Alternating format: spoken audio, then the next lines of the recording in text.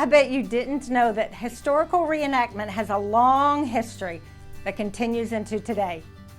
It's an educational and fun way to honor, remember, and commemorate an event or person. Living history reenactors all have their reasons why they started and why they think it's important. Here at Family Tree Nuts, we recently asked these questions to several experts in this field. This video showcases those interviews. I hope you enjoy each person's insight as much as I enjoyed talking with them. All right, let's go check it out.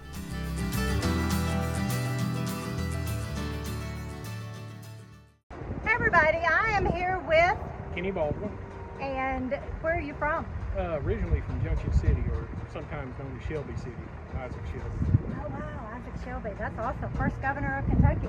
Came through Boonesboro. How long have you done reenacting? Almost 30 years now.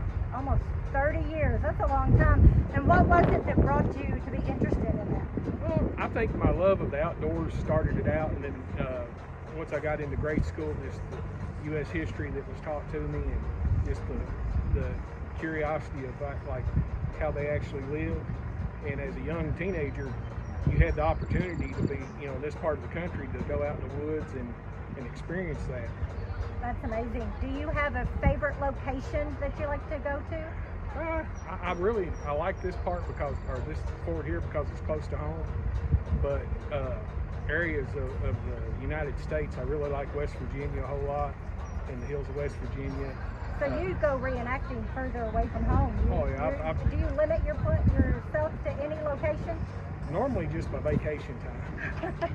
That's a good time to do it. No, I mean, I've enjoyed different camps that I've actually got to visit or, actually camp at. It's really been an experience. So to you, why is reenacting important? I think it's important to carry on the history of what made this country what it is today, and not to forget, good or bad, of how it formed. Yes, ma'am. Yeah, that's right. We need to focus on both, don't we? Because that's exactly what brought it to be what we are, where we are today. And don't make the same mistakes. Learn from our past. Absolutely, absolutely. Do you have anything else, any kind of closing remarks on what you want to sum up, how you feel about all the reenacting or the living history? I honestly think it's one of the best activities you can do, a hobby with a family, because you'll meet people here that you may only get to see once or twice a year, sometimes even a decade, and you're still treated like family when you get here. You get the kids outdoors, out of the bedroom, out in nature, and actually do something that's interactive that they can enjoy, and more hands-on, and they get to take more pride and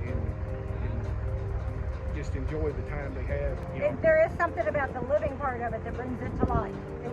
Definitely. Yeah. It's the different skills. Some of the places I've been, we have skills courses, and you'll go out and you may start a fire, you may make cordage, you may have to cook a meal. Everything that was a day-to-day activity that we normally don't do today, that was their life. If they didn't do it, they didn't survive. Most people just go to the supermarket. You're standing in the supermarket in the 1700s, and you just didn't get to pick and choose. It was what was available. Right.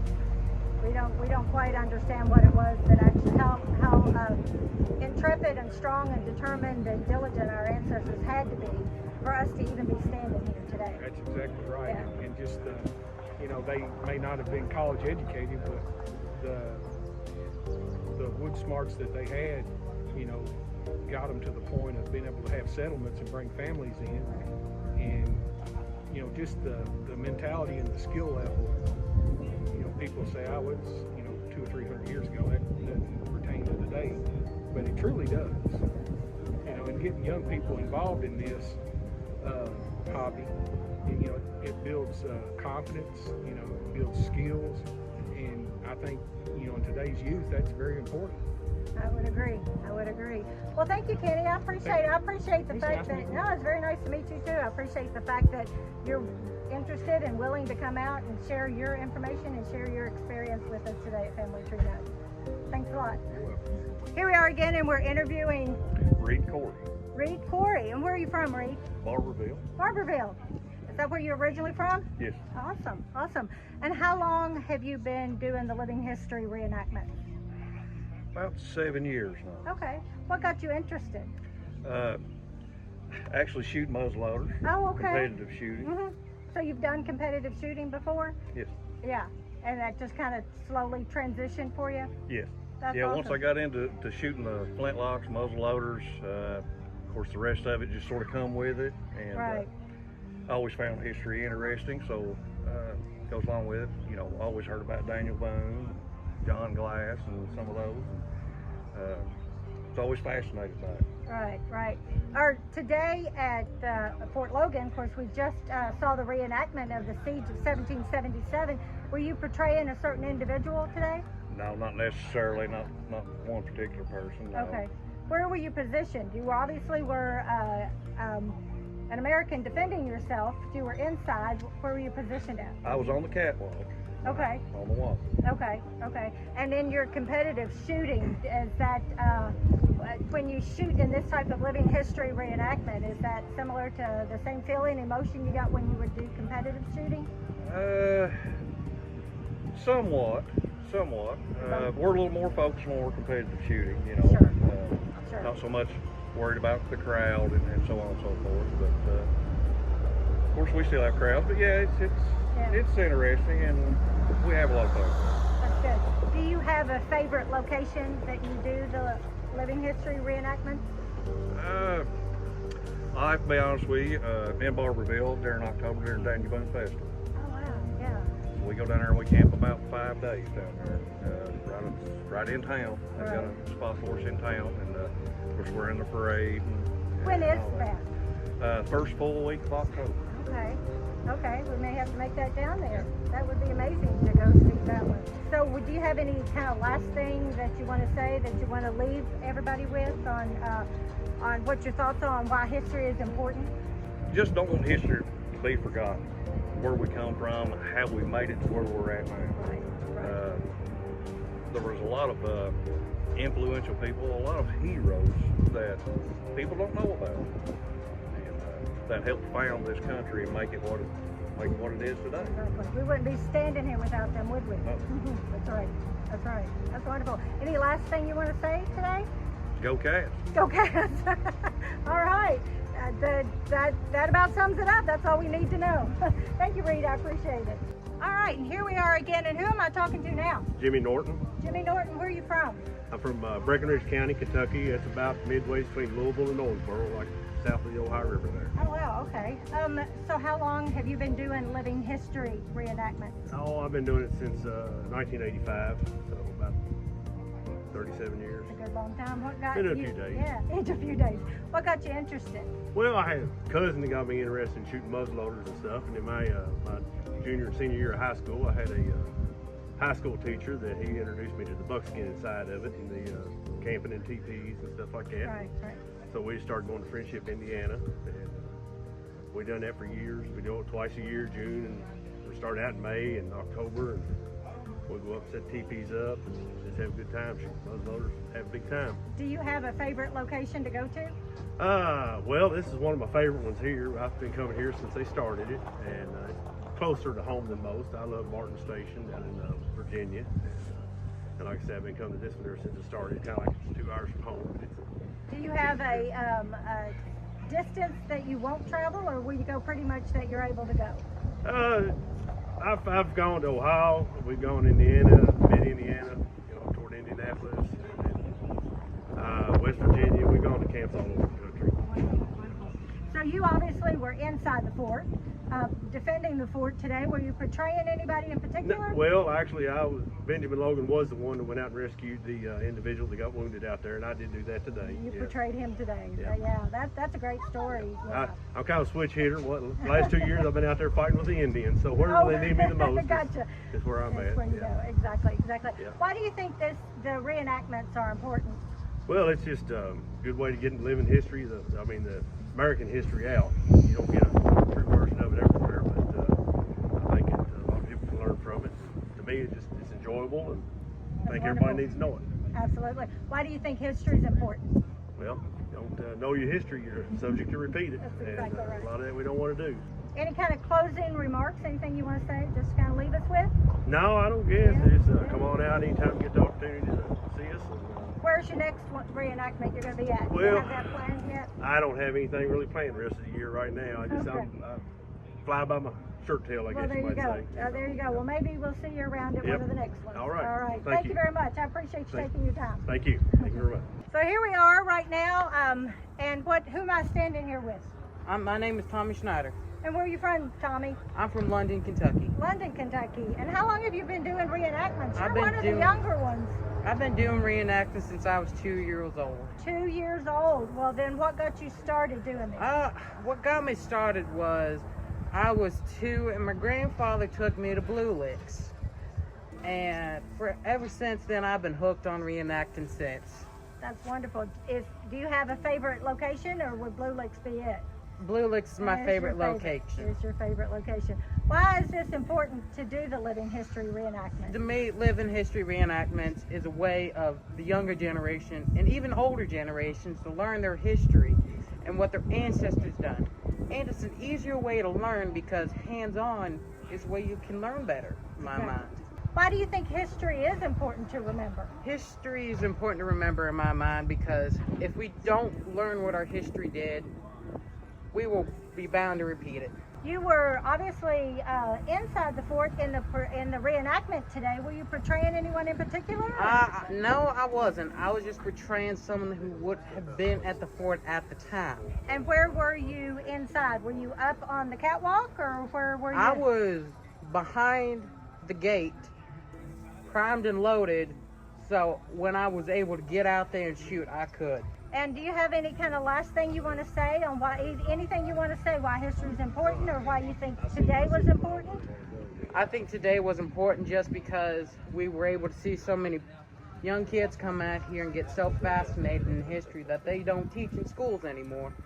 Well, I appreciate you stopping and taking the time to talk just a bit to us today, okay? Thanks a bunch. And, Thank you. And maybe I'll see you around at the next reenactment, okay? Maybe. I hope so. I hope so. Thank you very much. Today I'm talking to one of the living history reenactors. What's your name? Hobart Hensley, Hobart Hensley. And where are you from, Hobart? and I'm from Clay County, Kentucky, Manchester. Manchester. Yeah. That's a little piece from It here. is. It It's is. a little piece away. So what got you interested in the living history reenactment? Well, the first time I ever saw it and saw the rifles and stuff at the shoot matches, that got me interested in camping out and doing this. So I've probably been doing it close to 50 years. 50 years. Yeah. You've seen a lot of changes, I bet. Yeah, I have. Yeah. Wow, that's amazing. And it is. It's and I'm still doing it. I'll be hitting that 81 mark there, young, 81 years young in August, yeah. So I'll probably continue doing this stuff as long as I can. Maybe that's why it's keeping you so young. It is. That's what keeps me young. I believe it. Yeah. I believe that. And yeah. I enjoy doing it, and it seems at home for me, you know. That's wonderful. I bet you Yeah. made a lot of friends. I have. Yeah. Met yeah. a lot of people, you know, been a lot of places. Great. Yeah, sure. Do you have a favorite location to go to? There, well, Logan Ford here is a good place to come to. I enjoy it here. That's good. That's Yeah. And I come here every year if we get a chance to come here, you know. Right. Right. And so, but anyway, I love it here, and I love it all the places, you know. Tell me why this living history is important to you. Well, it is living history, Daniel Boone, you know, and I love Daniel Boone history and so forth, you know. And it's very, very interesting. It is very Yeah, interesting. uh-huh. It is, yeah. Could you explain in a few words why you think history is important? Well, history is important for us to know. Now, a lot of the younger generation don't know any history, you know, and us older ones, I guess, probably keeps it alive, or hope we do. That's our job, isn't Yeah, it? yeah, uh-huh. Absolutely. Yeah. Absolutely. Yeah. Do you have anything you want to say, just kind of close it up? Well, I enjoy being here, and we've had a good reenactment, and so hope to do it again next year. Wonderful. Yeah, we've Yeah. had a great day. And thank you all out there. Well, Appreciate thank you it. very much. Yeah. I appreciate you stopping and talking to me. Thank you. All right, we're back, and I am now talking to, what's your name? Charles Hayes, genuine, pure D, Deluxe, Kentucky, mountain boy, poet, and philosopher. I philosophize the right smart. It don't pay good, but I don't have no overhead with it. That's a mouthful if that's the way you introduce yourself all the time. Well, I was a master sergeant. That's an abbreviated version. I gotcha. Good deal. Where are you from? I grew up in eastern Kentucky, Jackson County, Kentucky. I did 24 years United States Air Force. Wonderful. Thank you for your service. Service was a privilege. Don't let anybody tell you different. And I live in London, Kentucky now. And my wife will tell you I ain't worth a damn for nothing but writing books. Well, that's a good skill to have. That's okay. That's okay. So, you were at the reenactment today. Were you portraying a certain character? No, I just here to have fun and entertain the audience. That's wonderful. Well, we need that. How long have you been participating in or going to the reenactments? So long I can't remember. I was going to say, I'm making you think about that one. Wonderful, wonderful. Now, you said you were an author. Do you have any of your books close by? You want to talk about one or two of them? Well, I have two, since this is at Logan's Fort.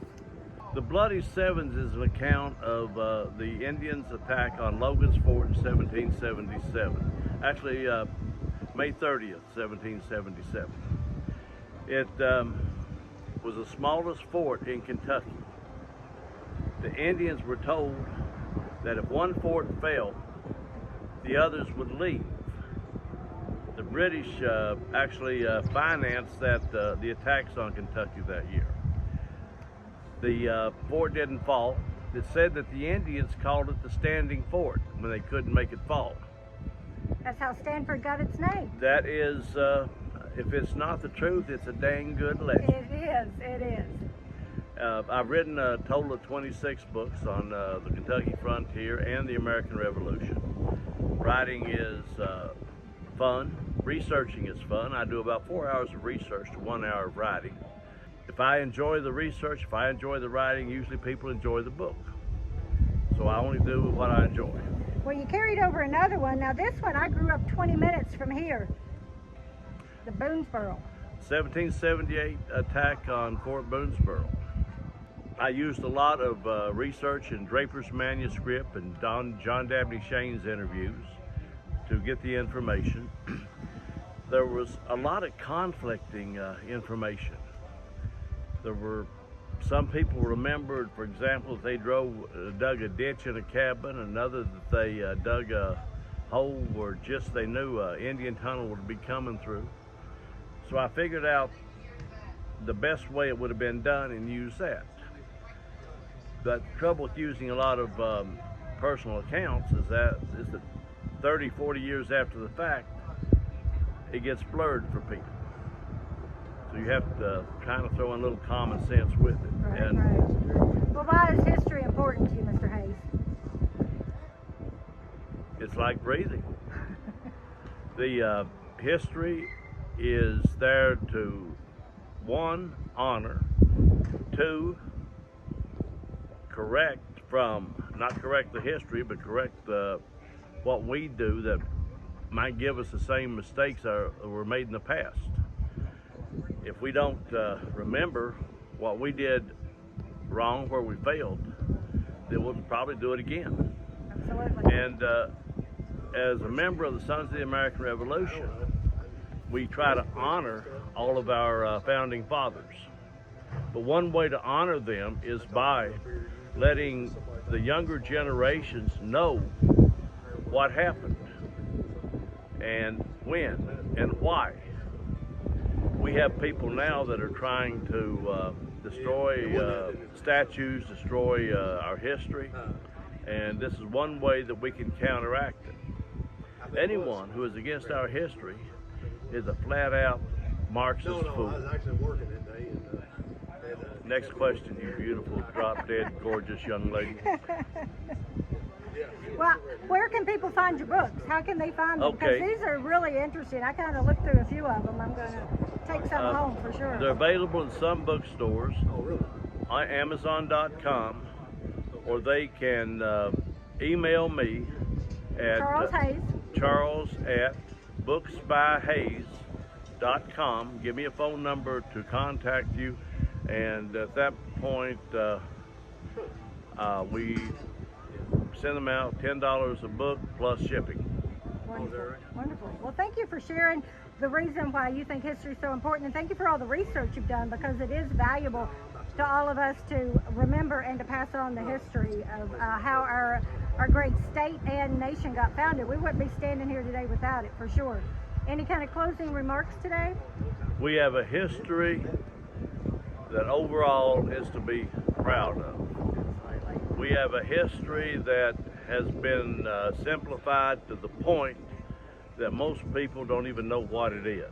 It's important to remember it and to pass that on. To pass it on. We're the torchbearers right now, and it's important for us to do that. We need a history that shows warts, right, and beauty. All the good and the bad. Absolutely. The good and the bad. Absolutely. Well, I appreciate you stopping and taking your time and answering some questions for me today. And everybody go and look on Amazon.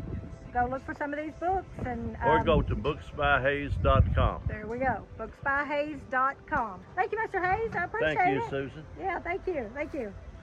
You know, if I wasn't afraid of my wife, I'd be telling you how wonderful you are.